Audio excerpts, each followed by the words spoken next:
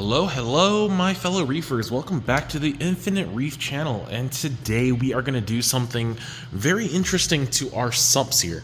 Last couple weeks, I kind of had it in my mind that, as you can see, this frag tank is completely filled up. I don't have a lot of space in here.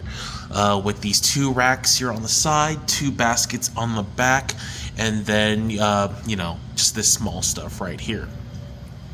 So I had the thought, hey, maybe we'll go ahead and put it into this side.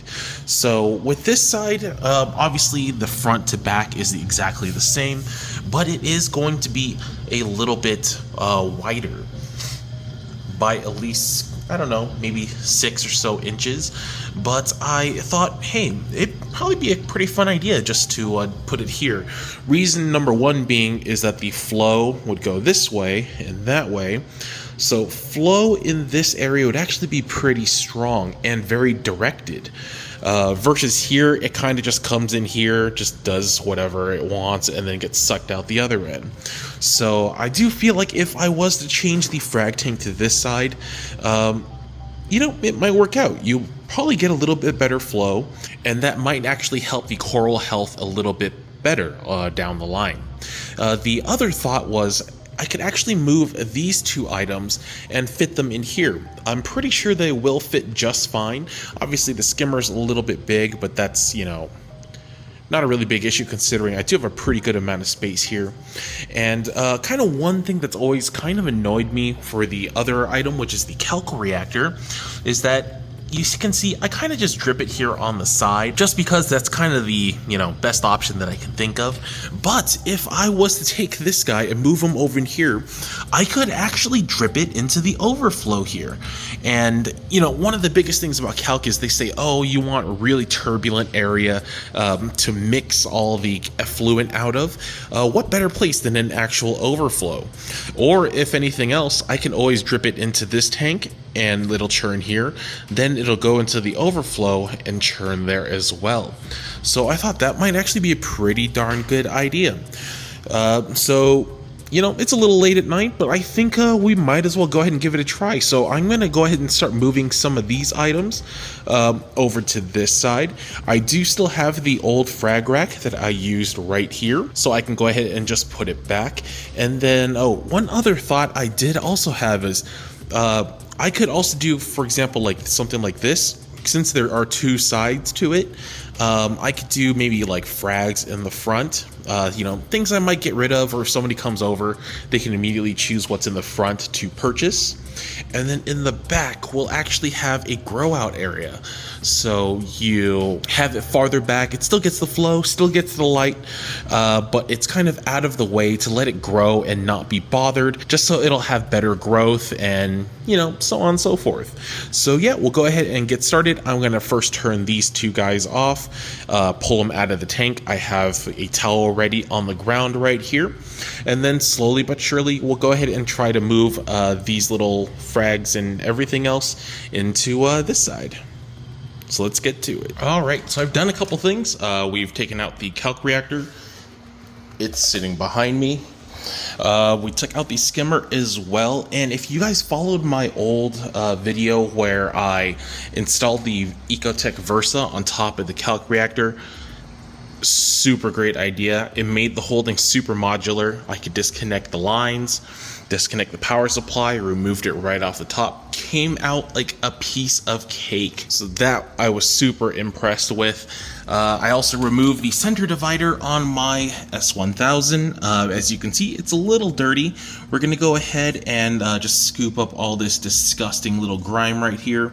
We'll put frag rack in the back, frag rack in the front, put the center divider back in, and then, get all these corals over before I reinstall all this equipment.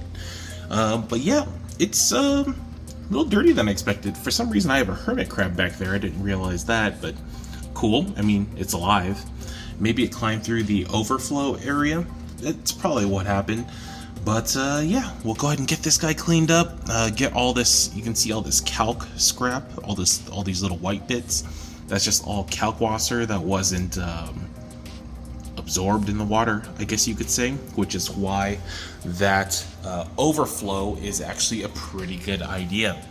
So yeah, we're gonna get this guy cleaned up, get the frag racks in, and we'll see what it looks like. Oh, and on a side note, don't leave your skimmer cup on the floor. I accidentally knocked that little knobby thing off, and all the skim went on my floor. So yeah, now everything smells like fish piss, but that's alright. That's what the towel was for anyways. But I guess I won't be washing, I'll just be chucking this guy directly. But yeah, side note, ugh. Alright, so we've gotten a good amount of the gunk off. There's like a little calc crustiness going on right here. I'm too lazy to scrape it, and honestly, it's clean enough. You don't want it to be too clean. A little dirty is nice. Just, it's all bacteria. Yeah, I have these guys cut up. I have, like I said, I have the front frag rack. I need to make one for the back. So I have some old egg crate right here that we're going to go ahead and cut up a little bit. And I want to show you guys these are my V2 frag legs. So in my old ones, they went straight down to the bottom, which would accumulate, a little bit of crud inside. This one's not made that well, but that's fine. But it would have a little bit of crud accumulate inside. So these ones are open so that you can get water flow through them so it doesn't accumulate anything. But yeah, just wanted to kind of show you guys that. It's kind of fun. But we'll go ahead and cut that one up. I believe it's about 11 inches by 21 inches. So we'll do a little shorter just because I know that pipe's going to get in the way. But we'll cut it up, put them in there, see how they test fit, get the legs on, and yeah, that should be pretty much it for the racks. And we'll just go ahead and move all the frags over for tonight, move the light over as well, and then I will need to be catching the 2 little clowns I have, so that'll be a trip. I haven't done that in a while, but yeah, we'll get that going. There we go. So we have them all in.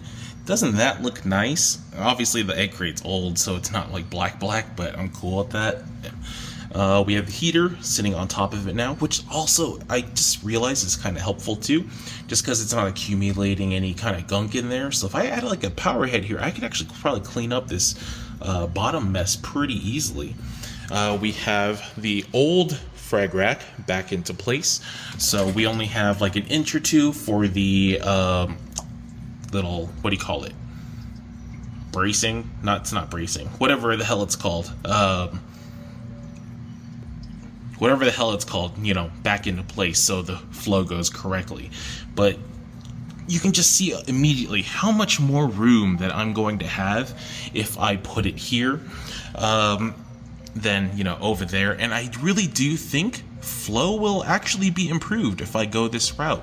So yeah, we'll leave it at that. I think I may put another piece of egg crate into this overflow section right here, just because when I do move the clowns over here, I am a little afraid they might get stuck over here. So I might just put something, like an egg crate wall, just so I can make sure they don't fit through that and get stuck into the return chamber.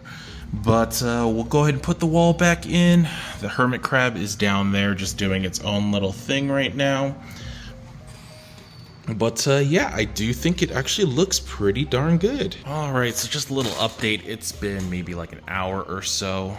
For the most part, I've moved all the coral out of this tank and into this one. Right now, I just kind of have a very rough placement.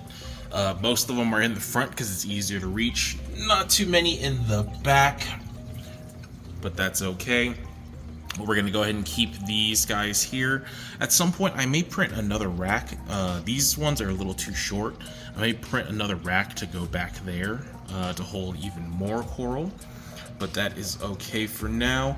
One thing I did think of a moment ago that I just implemented is we put the little balls there, the bio balls, whatever you want to call them. And what we did was we just made a little rack. I think it was only about 5 pieces. Put the little stands up there. It fits perfectly. And yeah, it holds those little balls. So kind of a space saving thing. I might fill the rest of them in there too at some point. I need to see how it, restricts flow if it does. So far it seems great, and it seems like a good way to make kind of like a bubble trap. But yeah, I need to put the rest of these scullies in. One of my older ones happened to pass away, unfortunately, but we'll see on the other ones. As always, the ugly ones, like the green ones, do really well, but the ones that are like red or have like a nice glowy color, they don't last. But hopefully they do better here. The flow is significantly better. I can feel it the moment I put my hand in the tank.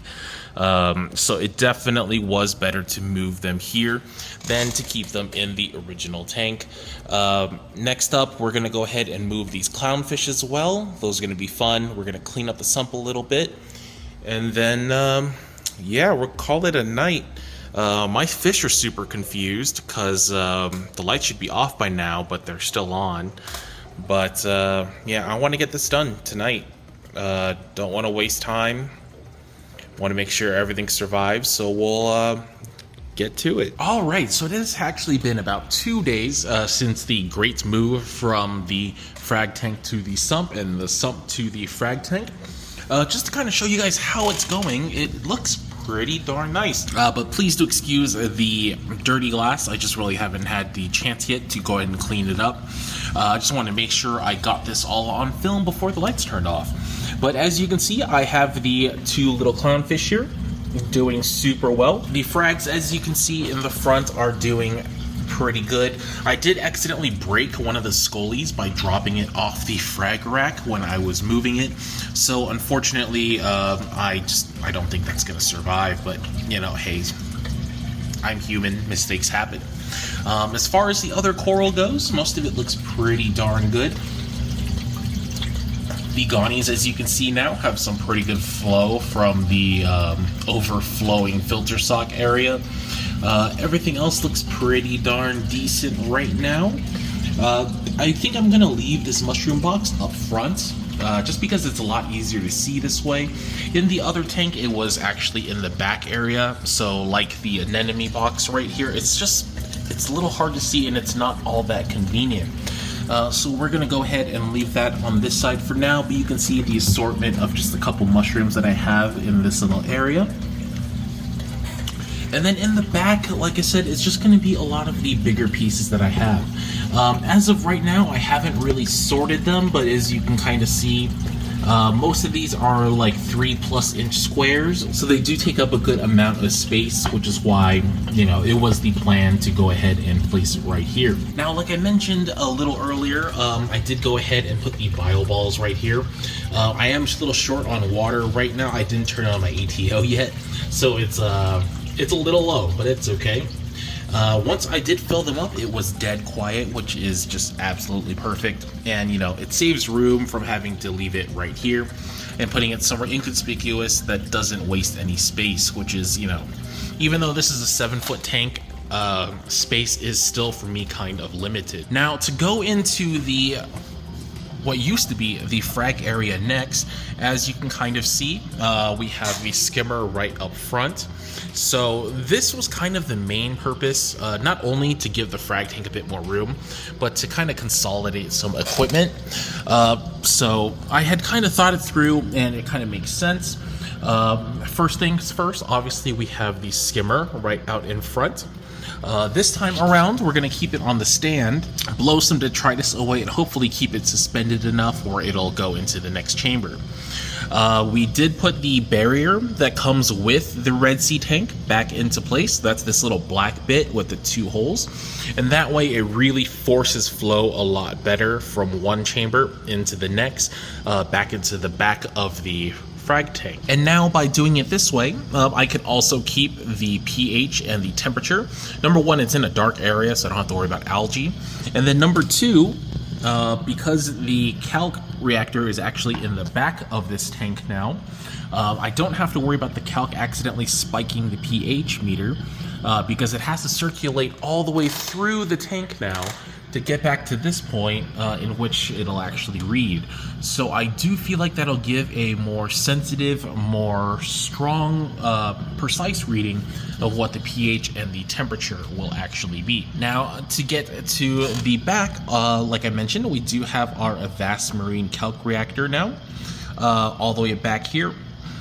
Generally, I don't mind it being back there. The top off of the calc reactor, I only do maybe once a month, and it's just, a quick pour, like tap, tap, tap. It pours all in, and we're done. Super easy.